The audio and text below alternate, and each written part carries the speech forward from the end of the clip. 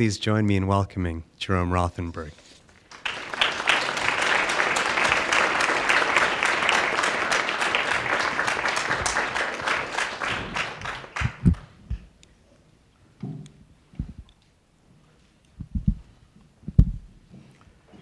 Yeah, 50 years seems like an incredible amount of time to have been writing.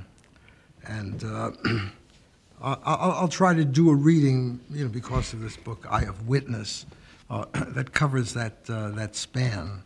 And even in doing a book this size, I've never thought of myself as a prolific writer, but over 50 years, it accumulates, so this big book is just a part of what would be bigger and bigger, but the luck has held out until now, and I hope for some time to come. But serendipitously, I will follow up your reference to the Chicago poem, by reading the complete Chicago poem, which I had intended to read because here we are in Chicago, and how could I come here and not read this poem? And it was written in the 1970s. One of those. Recessions come here periodically, and there was a recession, at the time, and I'm referring to that in talking to Ted Berrigan and Alice Notley. And it was my first view of Chicago, and it surprised me. The things I didn't know there was a river here. How ignorant could I be? So that comes into the poem as well. The bridges of Chicago are not the bridges of Paris or the bridges of Amsterdam, except they are a definition almost no one bothers to define, like life full of surprises in what now looks to be the oldest modern American city. Oh, apparition of the movie version of the future circa 1931, the bridges soon filled with moving lines of people, workers, armies, in the darkness of first December visit along the water bend of the Chicago River, the cliffs of architecture like palisades at night, the stars in windows, stars in the poem you wrote, a sky through which the L train pulls its lights in New York streets of childhood is like a necktie, in the language of old poems, old memories, old Fritz Lang visions of the night before, the revolution, the poor souls of working people we all love, fathers or uncles lost to us in dreams and gauze of intervening 1960s. There are whole tribes of Indians somewhere inhabiting a tunnel of paradise. They will wait it out still with a perfect assurance of things to come. Everyone so well read in old novels, maybe the economics of disaster, Ted, depressions of the spirit, so unlike the bright promise of the early years, gloss of the young life, easing death atop a hill in Lawrence, Kansas. The afternoon sky became illumination, played on a tambourine to calm the serpent fear, the material corpse that leaves us vulnerable. Everyone will come to it, I think. I do not think you dig it, getting so out of hand, so far away. But we remain, and I will make another visit soon. Hope we can take a walk together. It is night, and we are not so bad off, have turned 40, like poets, happy with our sadness. We are still humans in a city overhung with ancient bridges. You pop your pill, I laugh, look back upon the future of America, and remember when we both wrote our famous poems called Modern Times.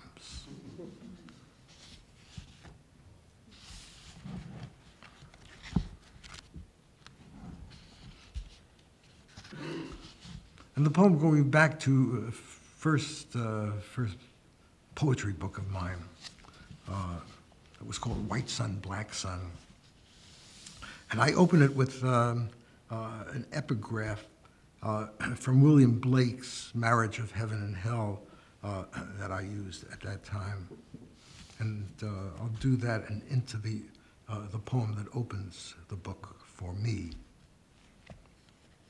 By degrees we beheld the infinite abyss, fiery as the smoke of a burning city.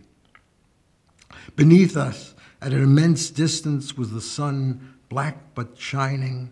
Round it were fiery tracks on which revolved vast spiders crawling after their prey, which flew, or rather swam, in the infinite deep in the most terrific shapes of animals sprung from corruption, and the air was full of them and seemed composed of them. These are devils and are called powers of the air. I now asked my companion, which was my eternal lot? He said, between the black and the white spiders. A Little Boy Lost, which is also the title of a poem by Blake. They took me from the white sun and they left me in the black sun, left me to sleep among long rows of overcoats. I was a city boy lost in the country. A wound in my hand was all I knew about willows. Can you understand? Do you hear the wide sound of the wind against the cow's side and the crickets that run down my sleeve, crickets full of the night with bodies like little black suns? Try as I will, there is only this cry in my heart, this cry. They took me from the white sun and they left me in the black sun, and I have no way of turning now, no door.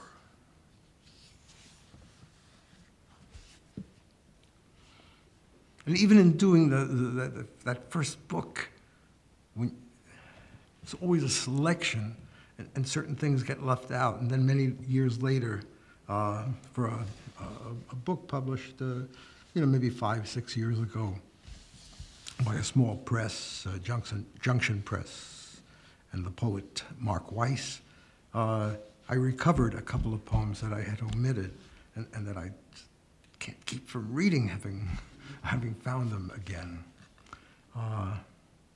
Last night we saw a rather extraordinary version of Jarry's Ubu Wa, Pale Ubu, with music by that group from the 1970s, Pale Ubu.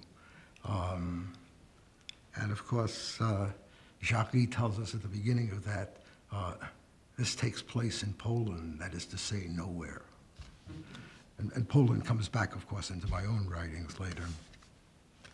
The light bulb and the cockeyed queen of Poland. There is something following you. But when I looked behind me, the two women pointed. At what? The sun in the bowl isn't cautious. Why should she wonder? No dignity in that. My shoes, a turn of the lock, equal death. The two women pointed. There is something following you. The sun in the bowl isn't cautious, but I looked behind me, a turn of the lock, equal death. No dignity in that. The two women pointed. At what? There is something following you. My shoes, a turn of the lock, equal death. Why should she wonder? The two women pointed. At what? The light bulb and the cockeyed queen of Poland. No dignity in that. And a companion poem. How tragic it is to be a king and live in a palace and never have time to be gay. Gay didn't quite carry in the same way as now, but that's okay. Something about it was sad. You could tell it was sad. Either the king or the queen or myself was mad, but something was sad. It was terribly sad. It was wrong. You could tell it was wrong. The king had been ailing for days, so loud and so long that his ermine robe couldn't take any more and blew out its spots. Oh, yes, it was sad.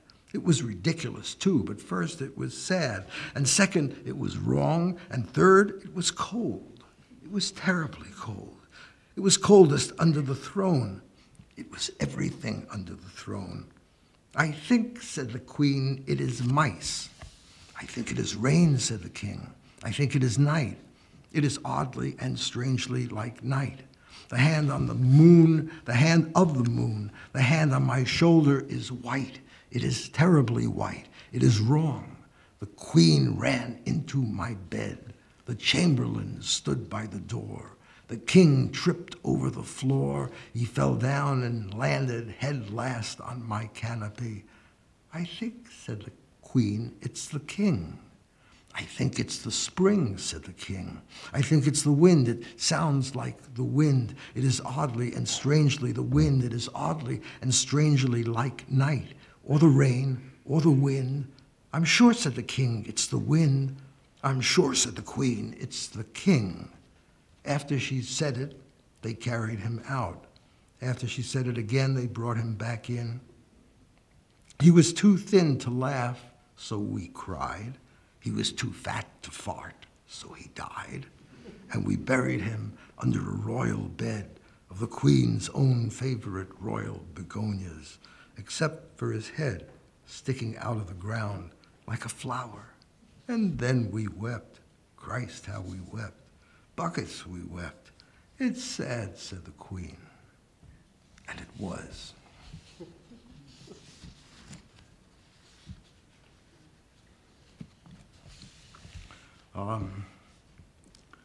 Began to write poems in series. I've been looking at Japanese picture scrolls called Jigoku Zoshi, a scroll of 7 hells. There are hells there also. And also the way the hells were described verbally.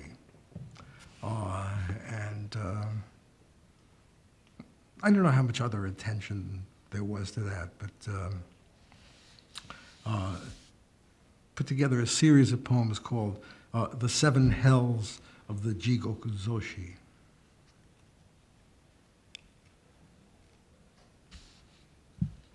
The first hell of measures, where swindlers measure fire in iron boxes. How can any of you know what it feels like to count coins in hell? You have the rest of it to keep you busy. Your eyes are troubled enough. But down here, the nights are longer and the days are senseless. Down here, the rain falls upside down from iron boxes. The smoke inside the narrow room pulls back. It winds around the bedpost like a colored cloth around a leg that's bleeding, violet and green with pain. What should we say to our fingers? Should we remind them of the cool silk yards they handle behind counters, the healing lotions rolled between the palms? Should we tell them that the earth, crawling with black reef, at least was wet? 1, 2. Blue coins of disaster are ringing in the night. The distant call of metal birds is like the rhyming in bad poems before your birth. You would not know me now. The fire at my ribs has emptied me of flesh and words. I stand here with the others, counting, letting the numbers fill my head, an outlaw. 1, 2, 3, 4, 5. I want to turn aside, but hell won't let me. Hell is the outraged customer who slams the cash box against my hands. A candle drips along the sidewalk. Wax covers the windows of a small store and blurs the sun. A darkness full of crates through which I walk, thinking of other hells than this. The skin cries under the brand of intellect, deceit of numbers, raising questions in the mind that's helpless, the fevered brow. Smash it to hell. You have a right to it. 1, 2, 3, 4, 5, the white eye watches through the window. Where we live is where we always lived, the sea of death.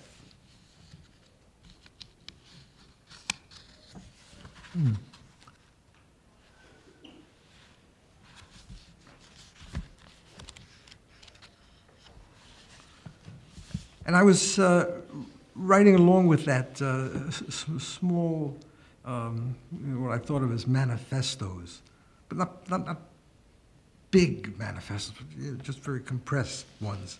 And so this is a manifesto from 1964. Instructions for Poetry Manifesto. 1, I will change your mind. 2, any means equals methods to that end. 3, to oppose the devourers equals bureaucrats, system makers, priests, etc. William Blake. 4, and if thou wouldst understand that which is me, know this, all that I have said I have uttered playfully, and I was by no means ashamed of it. Jesus Christ to his disciples in the apocryphal Acts of St. John. So I took that very much.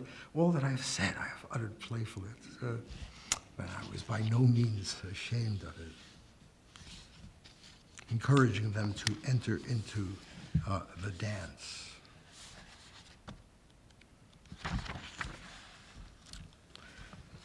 And another series, the abstract expressionist painter, younger than some of the others, Milton Resnick, encouraged me to look carefully at the work of Arshile Gorky. Again, I was both taken by the paintings and the names that Gorky gave to the paintings. I've always been interested in, in how artists name their works. This is a poem called Child of an Idumean Night. And Idumea is a country near Judea or Israel,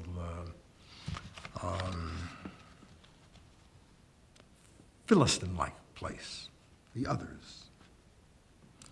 Child of an Idumean night. And I think that Gorky and the great French surrealist tyrant André Breton gave this a name after the painting had been made already, but what do we call it? In 3 parts, and written during the years of the Vietnam War, really intensifying. I, the fat god, I, the good gardener. But and that's a quote from the artist Paul Klee, who was also, like many artists, a poet. I, the fat god, I, the good gardener, deposit me in your heart and go to war gaily, be a singer to Philistia and carry an American flag to the border. O Jerusalem, O city of mechanics, covered with hair of fire, beard against beard, a row of tigers stands there. Be holy, I say, write on water, become the first architect, be father of your race, and let men fuck your beard.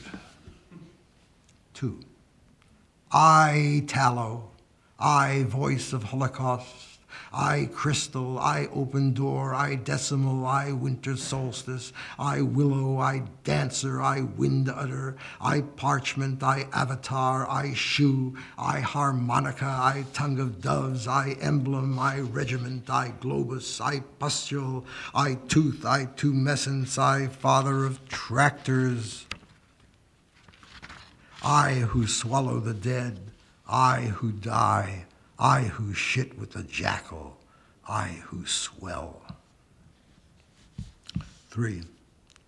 They walk, eyes in chest, believing their peace, their warm days they burrow. They call me master. They say, and we dream, master, master, candle with how many wicks, destroyer, worshiper, God of the Tsars, old father, old language, the fathers spoke and wrote it in brass, and that was the testament in brass, and there were other testaments and iron, and still other testaments, and still other old languages, and I wallowed, and I bathed in the heavy water. Master, master, I was firm and substantive. I showed myself. I labeled this part hair and that part tendon, and I reached between my legs. I grew fat. I became the father of my race, my wide hips in the dust. My heart was with the children, believing their peace, their warm days, and still other testaments. I bellowed. I spat. I made thunder. I was first before the Senate. Someone called me master, master, child of an Idumean night, possessor, murderer, first to sit on the stone, to ride the locomotive and be lost, and to proclaim the kingdom, and to be lost again, and swollen again, and fattened without a sense of repetition, but made fat with fatness in the dust, my wide hips in the dust, and I reached between my legs, and I wallowed, and I bathed in the heavy water, my throne, my sweet light, my substance. This Tsar did many good things, but he was no father.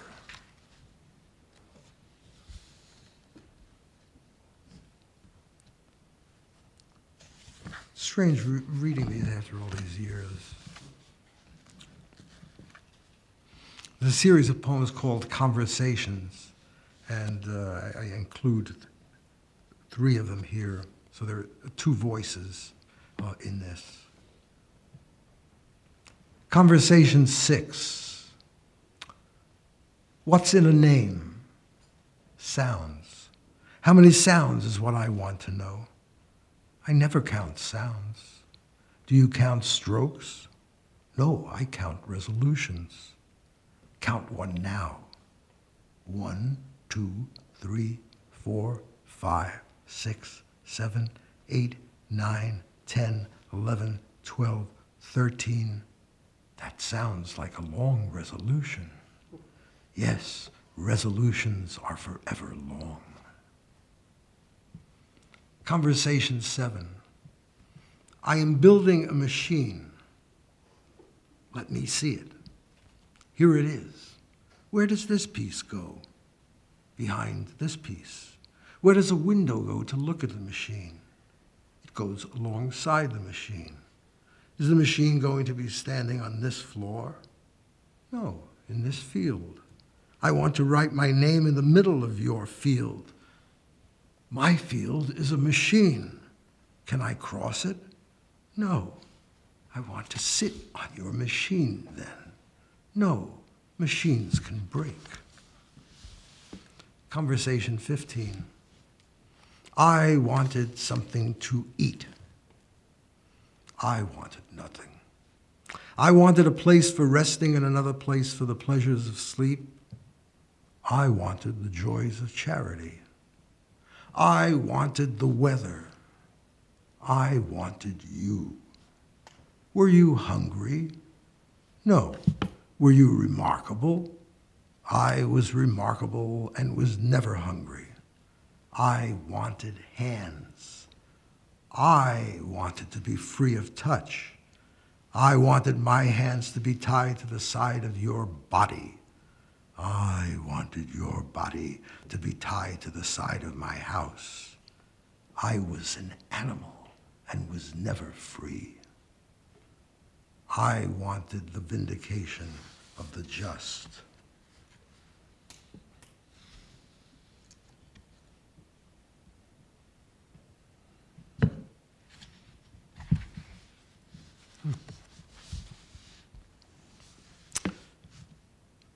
A manifesto from 1968. I think of myself as making poems that other poets haven't provided for me and for the existence of which I feel a deep need. I look for new forms and possibilities, but also for ways of presenting in my own language the oldest possibilities of poetry, going back to the primitive and archaic cultures that have been opening up to us over the last 100 years. I have most recently been translating American Indian poetry, including the meaningless syllables, word distortions, and music, and have been exploring ancestral sources of my own in the world of Jewish mystics, thieves, and madmen. I believe that everything is possible in poetry, and that our earlier Western attempts at definition represent a failure of perception we no longer have to endure. So something like that was pushing my poetry in the 1970s, running in through the 1980s. And I was doing big books, Technicians of the Sacred in 1968, Shaking the Pumpkin, American Indian Poetry, around 1972. And I think it was 1976, a work that I then called a big Jewish book. I mean, that goes to exploring ancestral sources of my own in the world of Jewish mystics, thieves, and madmen. And I'm very specific about mystics, thieves, and madmen. Disgraceful beings. So the opening of a big Jewish book that starts with a dream that was really a dream. Not a made-up dream, but a real dream. There was a dream that came before the book, and I might as well tell it. I was in a house identified by someone as the House of Jews, where there were many friends gathered, maybe everyone I knew. Whether they were Jews or not was unimportant. I was, and because I was, I had to lead them through it. But we were halted at the entrance to a room, not a room really, more like a great black hole in space. I was frightened and exhilarated both at once, but like the others, I held back before that darkness. The question came to be the room's name, as if to give the room a name would open it. I knew that, and I strained my eyes and body to get near the room where I could feel as though a voice was whispering to me creation going on inside it. And I said that it was called creation. I now recognize that dream as central to my life, an event and mystery that has dogged me from the start. I know that there are other mysteries for others or for myself at other times more central, and that they may or may not be the same. But creation, poesis writ large, appeared to me first in that house, for I was aware then, and even more so now, that there are Jewish mysteries that one confronts in a place no less dangerous or real than the abyss of the Aztecs. A difficult, a dangerous place, a deathly place. It is dark, it is light. And with a sense, too, that this space must be bridged, this door opened as well, the door made just for you, says the guardian in Kafka's story. Yet Kafka, like so many of us, poses the other question also. What have I in common with Jews? I hardly have anything in common with myself. And so there was a book called Poland 1931, maybe commemorating also the cockeyed Queen of Poland, I later came to think. And it starts with a poem, called The Wedding, and it's all that I'll read from that. But I'll start it with a translation into Yiddish, made by a man named Amos Schaus in Cincinnati many years ago. So the poem is called The Wedding, and it's going to open this series of poems. And to start it in the other language is like this. Poland 1931, The Wedding. Polen 1931, De Hassene. Mein Miach ist ungestoppt mit Tischdacher und mit Ringelach, aber mein Miach Hollen von Polen ungestoppt mit Polen, in Dimmien gebracht zur schwarzer Hassene, ein nacketer Hossen schwebt über seinem nacketen Kaller, mit tierfdicker Polen, wie schrecklich deine Jiden auf Hassenes, deine Schulen mit Kampferreiches und Mandeln, deine Thermosen, deine elektrische Tumanen, deine geflochtene Pachwes, deine Unterwäsche, lebendig mit Wurzeln, oi Polen, Polen, Polen, Polen, Polen, Polen. My mind is stuffed with tablecloths and with rings, but my mind is dreaming of Poland, stuffed with Poland, brought in the imagination to a black wedding, a naked bridegroom hovering above his naked bride. Mad Poland, how terrible thy Jews at weddings, thy synagogues with camphor smells and almonds, thy thermos bottles, thy electric fogs, thy braided armpits, thy underwear alive with roots. Oh, Poland, Poland, Poland, Poland, Poland, Poland, how thy bells wrapped in their flowers toll, how they do offer up their tongues to kiss the moon, old mother stuck in thy sky, thyself an old bell with no tongue, a lost udder. Oh, Poland, thy beer is ever made of rotting bread. Thy silks are linens merely, thy tradesmen dance at weddings where fanatic grooms still dream of bridesmaids, still a screaming past their red mustaches, Poland. We have lain awake in thy soft arms forever. Thy feathers have been balm to us. Thy pillows capture us like sickly wombs and guard us. Let us sail through thy fierce weddings, Poland. Let us tread thy markets where thy sausages grow ripe and full. Let us bite thy peppercorns. Let thy oxen's dung be sugar to thy dying Jews. O Poland! O sweet, resourceful, restless Poland, O Poland of the saints, unbuttoned Poland, repeating endlessly the triple names of Mary. Poland, Poland, Poland, Poland, Poland. Have we not tired of thee, Poland? No, for thy cheeses shall never tire us, nor the honey of thy goats. Thy grooms shall work ferociously upon their looming brides, shall bring forth executioners, shall throw their arms around thy lintels, Poland, and begin to crow.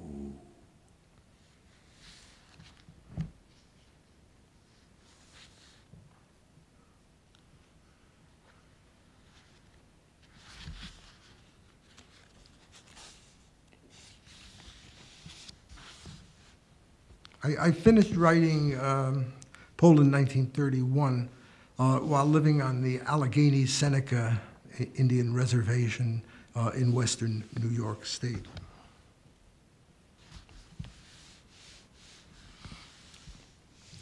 And simultaneously, or following on that, or about the same time, wrote a book of poems called A Seneca Journal. And the opening poem there was subtitled A Poem of Beavers. I had been adopted into the beaver clan. And this caused I had to think about that. And wrote a poem thinking about it. But also following out of what I've been doing in Poland 1931 and would do again in a big Jewish book, and focusing on the figure of one who in the tradition is called the Baal Shem or the Baal Shem Tov, founder of ecstatic Jewish Hasidism in the 18th century, who, like Saint Francis and other saintly figures, goes out into the wilderness and learns there the speech of animals and birds and plants. But here it's the the beavers. And there's some contemporary references to people who give thoughts to deep images and deep cultures and deep languages. In Dream, and I'm just going to read the first two sections of this. It's too long. You should read the rest. In Dream, the beavers come to Harry Watt. A child could speak, communication. We're standing in a row. They said I would not harm them, would not ever after hunted mink and badger, but the beavers were my friends and helped me. So his story began, and I knew it also, hearing what he said, hearing. I knew it was with me from before my time, and knew it as a memory of my own grandfathers, not as hunters in the woods, but on the edge of old world forests. Men and women walked by on the way to markets, public baths, went berrying in summer, chased by wolves in winter, past the huts where mushrooms hung to dry. The old women of the woods lived, heavy in gray dresses, chin hairs bristling into Gentile beards, their own familiar dogs and cats beside them. Had the master of the good name, Balshem, learned from these the speech of animals? This is the secret all men have retained, that greater language of what biological fellowhood will open to us once again. Ethology, the visions of McClure and Chomsky, all the speakers of deep tongues point a root this generation will be privileged to assume a universal speech in which the kingdoms of the world are one. The kingdoms of the world are one. What is it to be a beaver, truly? When I think of it, I think of water, water on a body, holy hair. I think of beaver hats and beaver movies. I think of a new birth into beaver life. The beaver in the poem of the Baal Shem is being born. He is the generative part of man, the cock and hare, that low intelligence erupting changes what we are, the soft becoming hard, the cold one hot red tongue of beaver in a nest of fur by a sudden metamorphosis, a fluid world becoming anything the mind can think. The mind is thinking, entering the fluid bottom stream of sex transformed. The Baal Shem leaves the light of Torah and becomes any old animal inside the sacred wood.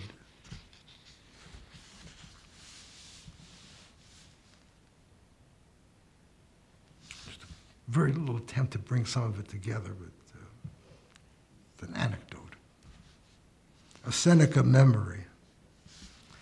At Harry Watt's old place above the Allegheny River, Leo Cooper tells me, I could have been the first American Indian rabbi were it not for my love of pork.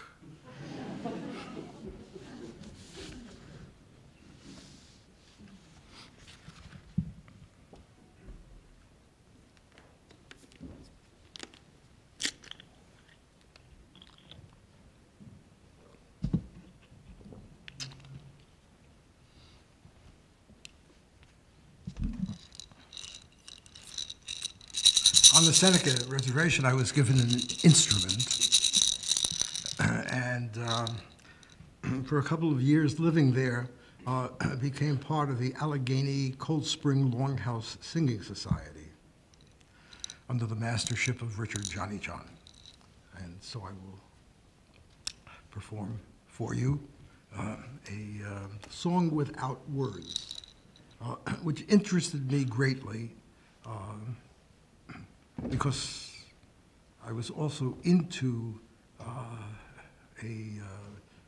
modern tradition in European and American poetry of a poetry without words, a sound poetry.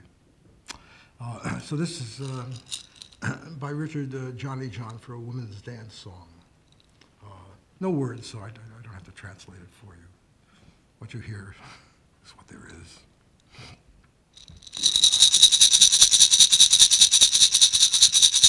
Hey, yo, in a yo, in a yo, highness, yo, na yo, in a yo, hey, Gaia, hey, yo, in a yo,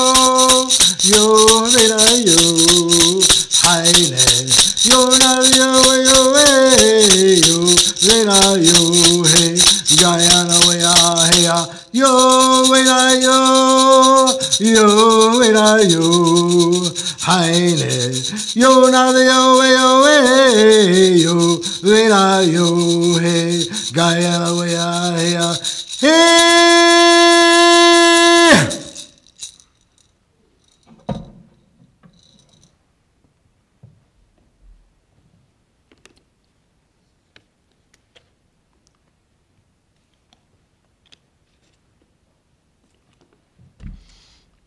Is there a time limit? Or, I mean, it's 50 years.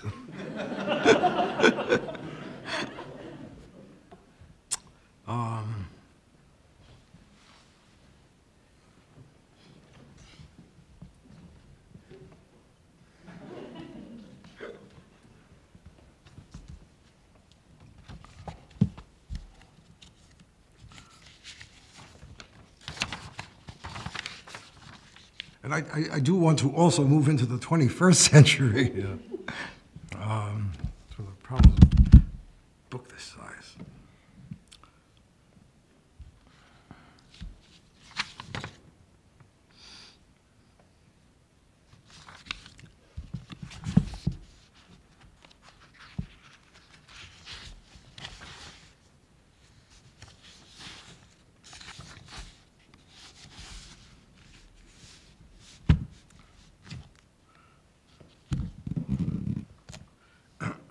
So Dada, that movement from the European end of the First World War, early 1920s, preyed on the thoughts and the writings and the art of a number of us at that time, already 40 years after the events in Zurich, Switzerland, and so forth. So I did a series of poems called That Dada Strain. But let me point out, the title is from an American jazz standard of the 1920s, which I have since published on the internet in the version by Ethel Waters. Which is really quite, marvelous. So the international, intercultural nature of Dada, so I'll perform a little Dada suite, the opening poem of that Dada strain, a poem without words, again, by Hugo Ball, who is one of the founders of Dada. And left it to Zurich, where it was founded, to go into the mountains of Switzerland and to die there as a kind of Catholic, Dada saint, Dada Catholic.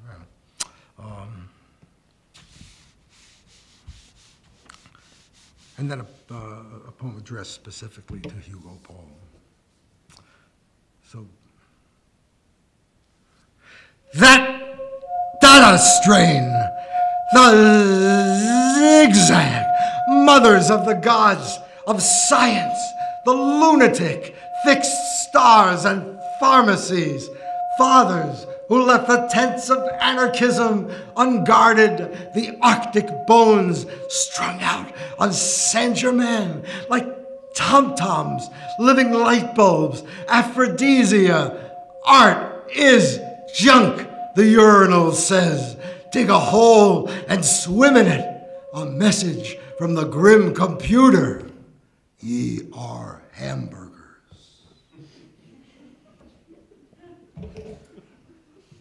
For that evening's reading, He had made himself a special costume.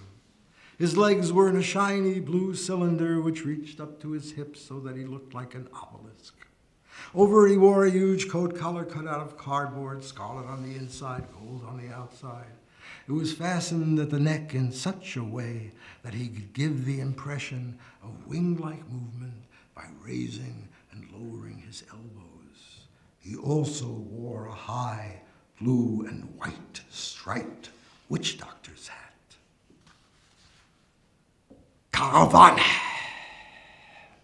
Yo levanto pambla, o falibambla. Sega umfa habla orem. Egiga goramen. Hiko bloiko rusula huju. Holaka holala. Lago bung. Blago bung. Blago bung. Bo so fataka.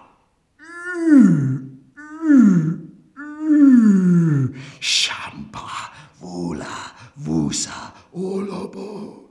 Tata gorem, heshige, sumbada. Vulubu, subudu, ulu, subudu.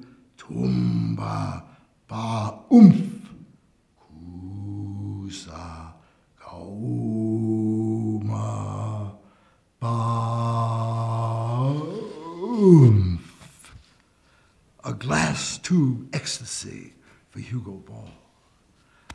A glass tube for my legs, says Hugo Ball. My hat, a cylinder in blue and white. The night, the German ostriches, the sink he pisses in. All these become his world. His Dada song begun there holds the image until it comes at us. The image from its cross looks down, a ribbon, a revolver, mud. These contribute to his death, also to what his death contributes later, too hysterical, too sick with God and time, a carousel, a roasted poet fish, the queen says to his mind, and enters where the street of mirrors starts. She sees his face reflected in hunger of the world as pain, the consciousness of death, not why we die, but why we dream about it, and why our dreams can't save the dying remnant. Hugo, as I write this poem, the voice cries from a further room. The dancer singer calls me from a further room. I step into an obelisk below the waist. My mouth opens to sing, but freezes shut in grief for you. Ombula, take, bigli, solenkola. The collapse of language. Tabla, taukta, tokta, takabala, takatak. A glass tube ecstasy escapes from time. Babula, mbalam. The image and the word over your bed hang crucified. Again, the cabaret explodes. Again, fatigue. 1 foot in glass, a glass nerve, and a priestly gas pump pulls her hair out.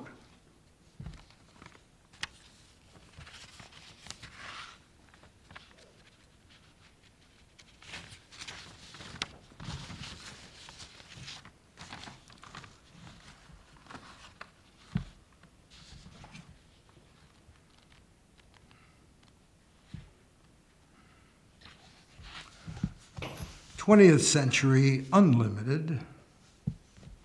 As the 20th century fades out, the 19th begins again.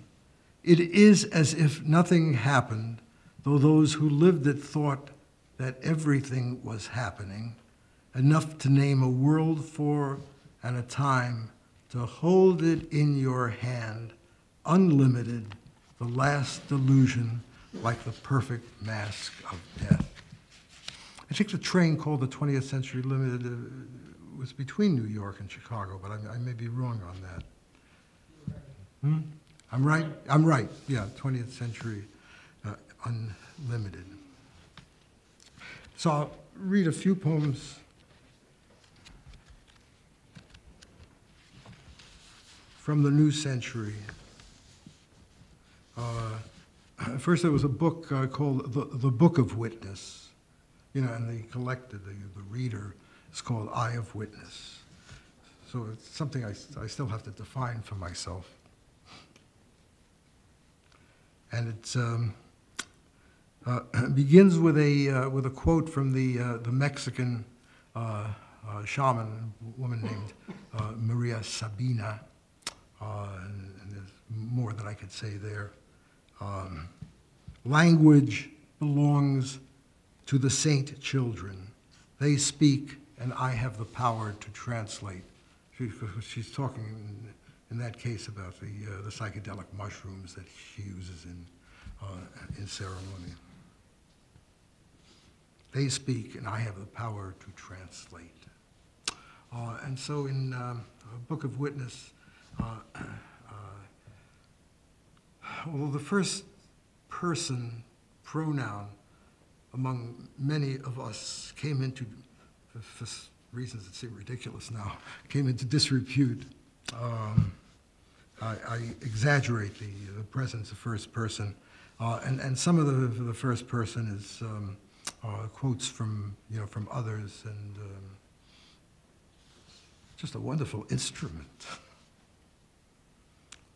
From a Book of Witness, the case for memory.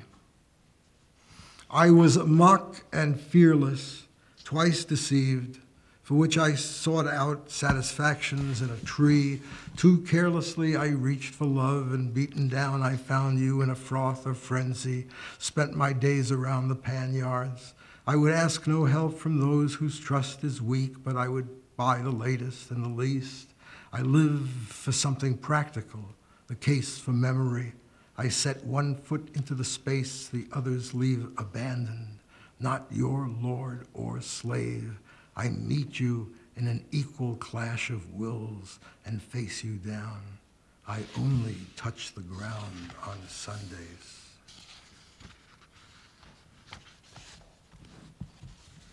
The Book of Witness is a book of 100 poems, because we're coming to the end of a century, 100 poems. The 50th poem is written on the last day of the 20th century, and the 51st poem is written on the first day. It just worked out that way. Couldn't have been better.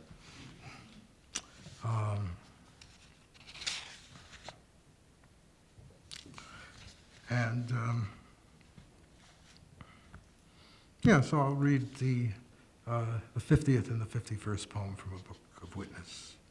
And the one is called I Can't Say Who I Am, which is the opening line, and that's the American poet Amiri Baraka speaking. I can't say who I am, but go for it and speak as if I knew it. Time is half the story, so is death. I run from shadows to avoid old people maddened by God.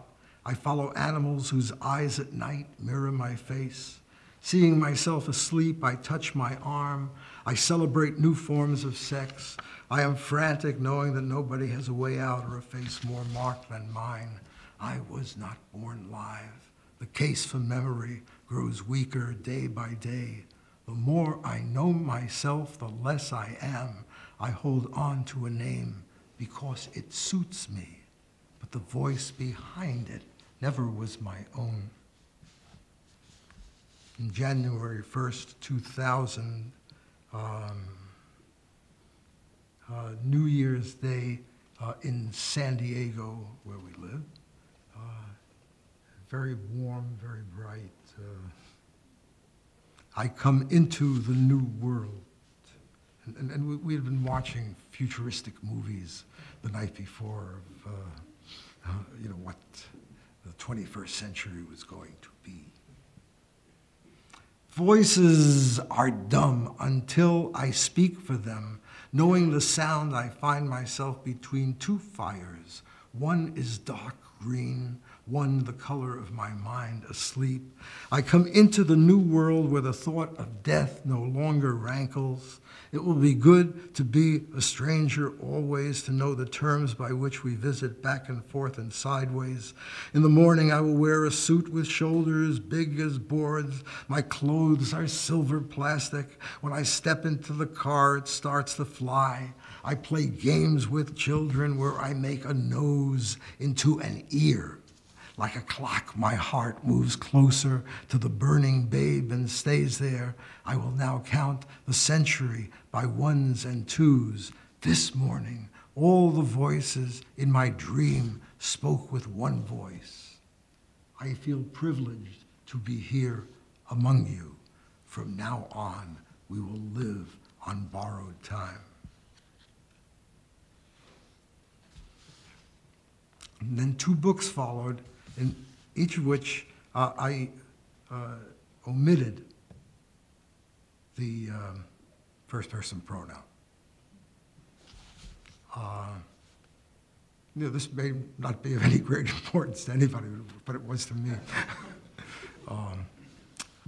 One was called 50 Capricos after Goya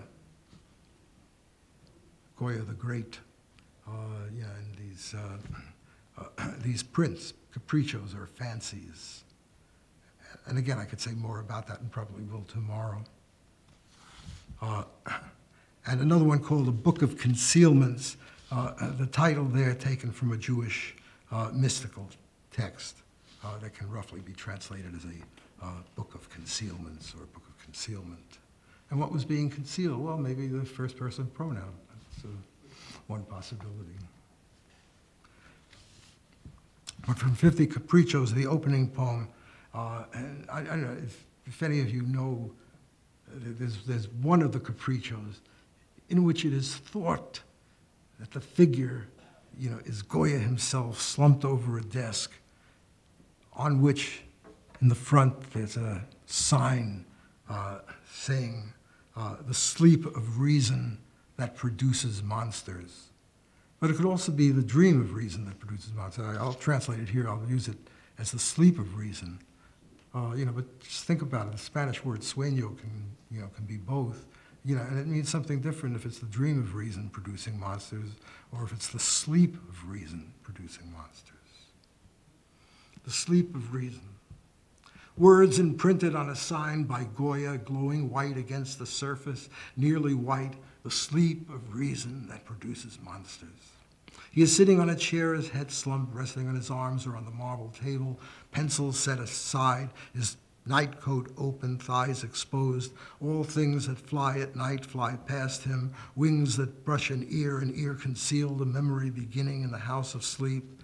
His is a world where owls live in palm trees, where a shadow in the sky is like a magpie. White and black are colors only in the mind. The cat you didn't murder springs to life, a whistle whirling in a cup, gone and foregone, a chasm bright with eyes. There is a cave in Spain, a fecal underworld, where bats are swarming among bulls, the blackness ending in a wall, his hands rub up against a blind man in a painted world, a mock and monstrous, banging on a rock. And from a book of concealments, again, just one, there are 50 poems in Capricos and 50 poems in Book of Concealments. But this one, the times are never right.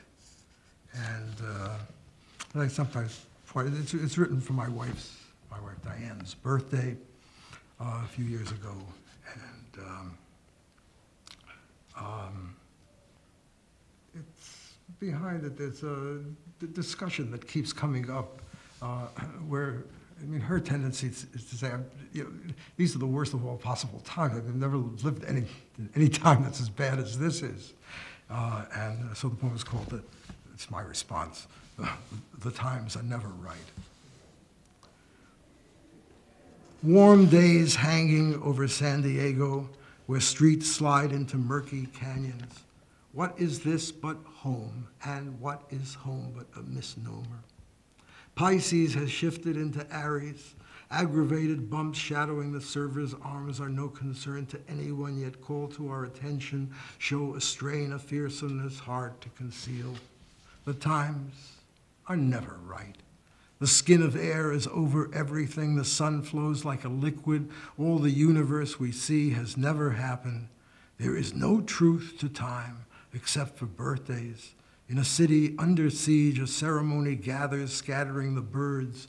We live forever in the instant. In the house we share, a groom and bride are figures smaller than a thumb, and little reckoning how short the passage between death and life. I'm going to end with two poems. One is a relatively long poem, though it's made up of a number of 14-line stanzas.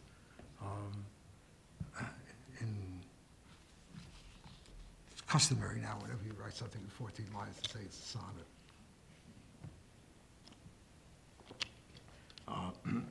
But writing it, I came into that structure. It's dedicated to the poet Jack Collum, who resides in Colorado, and is more of a naturalist, student of nature than I will ever be. But it was written for his 80th birthday, and the first number of sections are for Jack directly.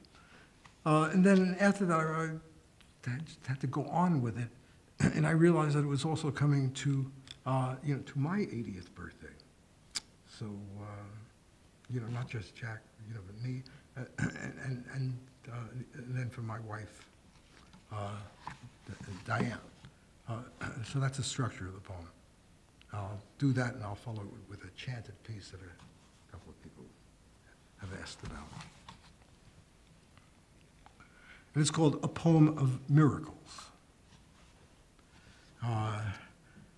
And each stanza has a number, but I'll read it without the numbers, because it is a unified poem. A poem of miracles. A miracle more ordinary than the grass under our feet, the hot sun as it dazzles eyes and skin. So many memories blending into one. We have no place to go but where we are, no nearer to the end than to the source. A miracle open on all sides toward which the mind moves slowly and the eye, as in a dream, opens and shuts. Clouds without rain cover the sun, the animal that sleeps over our skylight knows neither rest nor waking, only a dream. Turn of the hand by which a perfect bird comes into view, a flight over the heads of some, no mystery in what we see. We walk away from it, no sooner gone when something ever bright, a flash of wing, assails us, heretofore concealed. The real comes first, the fancy a far second, hard to tell apart, still harder in the dark, the eye too weak, the skin still weaker like the mind. The origin of species hides its birth, the contours of the real, the hand feels and the eye imagines, only later in singular pursuit. A miracle to make the seen forerunner of the unseen, the animal you see, its metamorphosis deferred. Imagination lurks here, brings concealments into light. The world inside the mind turns upside down. A miracle to live a life in celebration, knowing fear and feeling death. He finds the poem more to his taste. They call it fancy, a game of chance or choice that pulls the mind back from the literal, opens a door to the imagined real. A miracle from which the other miracle proceeds, the owl living night long in the palm tree, a flight of pelicans, brown shadows east of where the sun touches the ocean, a miracle of distant bodies, voices from the sky, sounds absent words. A miracle, the sun crushed by its clouds, the mind retreats from, bloodlines staining the horizon, raining down. The word is firmament, a cracked sky over the sun and moon, imagined trackers behind which light seeps forth, a field of stars. A miracle, our lives that pass a barrier, the evil wind is not so evil, but brings us words to string into a poem. Nowhere to go but up and out, the miracle even to know that knowing ends, having all tried and failed against the odds. A miracle of darkness hides the light itself, a miracle in which infinities escape us and we plunge on in hot pursuit, the ocean capped by scarlet clouds. A miracle or not, the sand below is pink or mauve or amber, open and shut. A miracle, the light a miracle, the night a miracle, the sea a miracle, the tree a miracle, the bird a miracle, the word a miracle, the rain a miracle, the brain a miracle, the time a miracle, the rhyme a miracle, the breath a miracle, the death a miracle, the light a miracle. A miracle to have been here and to vanish as the time ends, no more real than anything we know or run from. In my hand, all touch astounds me. Color of the dead is also touch. Their faces and their voices press against me, touch by touch. A miracle that words are green still after an age of dryness, that the rising sap fills leaves and shoots, the sun is still bright in the engulfing dark, is an illusion barely known, a deeper darkness hiding all, the firmament unhinged, a miracle that from this transient place a universe is born. Sheer accident denotes a further miracle. A dish falls from my hand and finds the ground. An apple shows the marks of teeth, a rush of things more real than words or less. The time has come to add up what we know. It floats in air. I reach for it. The grass sweats, words turn green, a finger signals a new miracle. The sky leads into empty space. The mind is helpless to address or fill. Only in the little world can we both love and kill. The solipsist is king here, waiting for the end of time and knowing that it's endless. A miracle by which the dead animal and man lie fallen, never to rise again, but sanguine in their dissolution. The slow progression into flesh and out again continues while the world does. Only then no trace of mine remains truer than this. A miracle, the small worlds and the vast, the way the blood appears, sudden and hot, the sun at daybreak, lighting the wound. The firmament persists over the sun and moon, the deeper image that it hides, where light and dark change places, a time that makes a mystery of time and space. A miracle to place a foot on solid ground and know the earth rotates 1,000 miles an hour at the equator, barely an inch at either pole. The ordinary rise and fall of how we breathe and move, steps taken in the rush and crush of galaxies, dark more than light. If time is endless, what we feel as time deceives us with the miracle of what we feel, the ordinary push of days against the grain.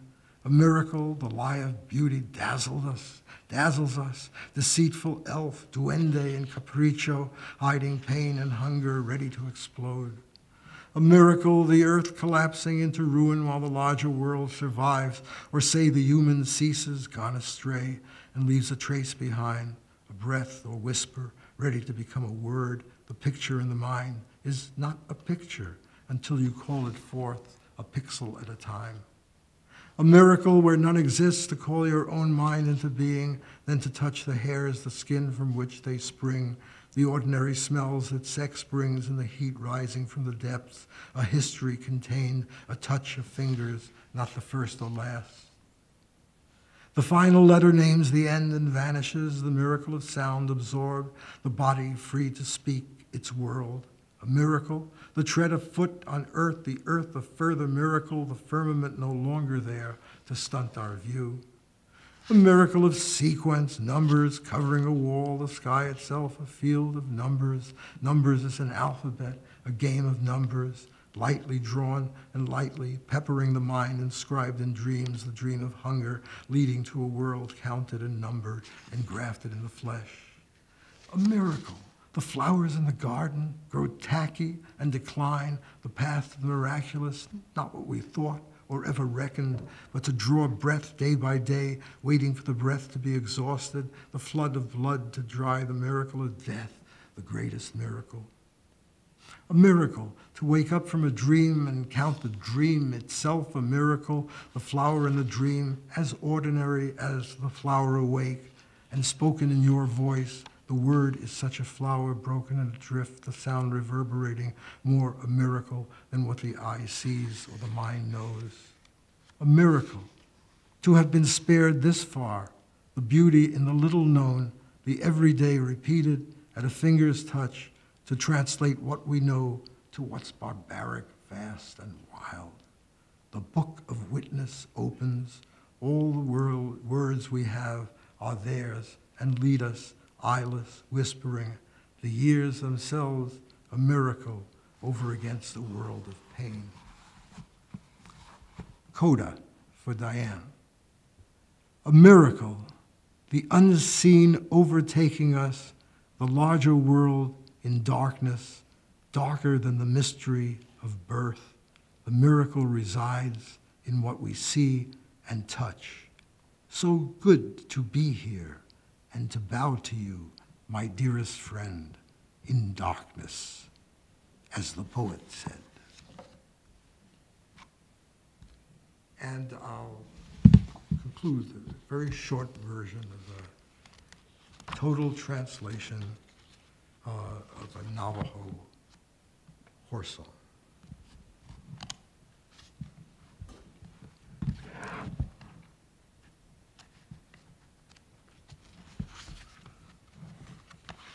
And I think I better do some water before I launch into this.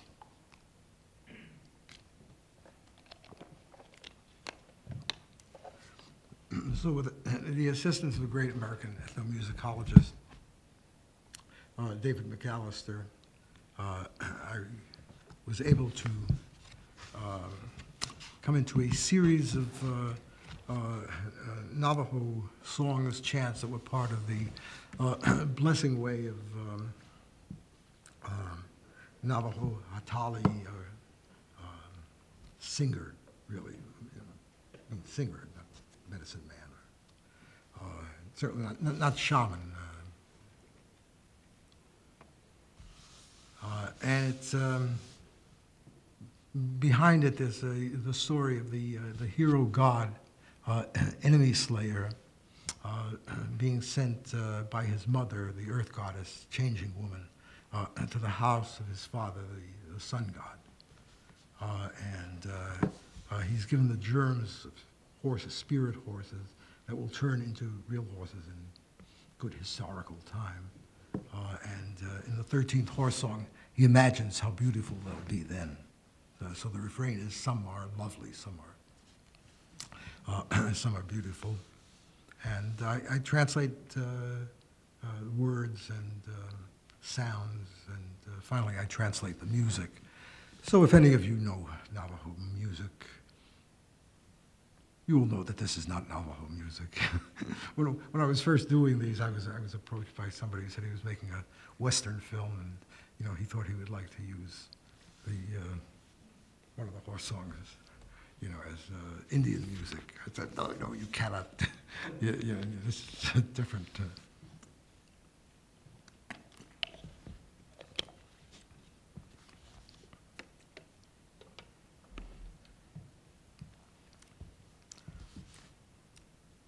The 13th horse song of Frank Mitchell.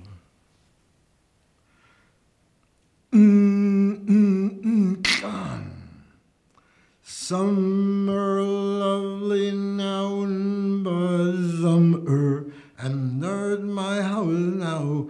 One bang wing, summer lovely now, summer. and thou art my how and now, and one bang wing, summer lovely now, and and thou art my house now, none by wing, but by some nine wing now, because I wasn't gone, I was the boy inside the dawn summer at my house now, one by wing, and by going from the swollen Hogan house, my breath is blown summer at my house, and one by wing, and from the blaze of jewels we walk not on pond, summer at my how and now. One by wing with my feathers that are white and con, but summer at my house, and one by wing with my spirit horses that are white and cone, but summer at my house, and one by wing with those spirit horses that are white shell now, but summer at my house, and one by wing with those horn horses that are white shell now, but summer at my house, one by winging with horses of every kind to go and draw them on summer at my house now, and one by wing with men of every kind to go and draw them on summer at my house, and one by wing in my house of precious jewels in my back room in Conware, or at my house now, and one by wing in this house of precious jewels we walk upon Conware, summer at my house, and one by wing, and everything that's con before more we walk upon summer at my house now, and one by wing, and everything that's more won't be poor summer at my house. One by wing, and everything is now and living to be old and blessed now, but summer at my house now, and one by wing, because I am the boy who blesses to be old and summer at my house. One by wing, lovely now, but summer, and thou art my house. One by wing, lovely now, but summer, and thou art my house, and one by wing, lovely now, but summer, and thou art my houses, none wing, but now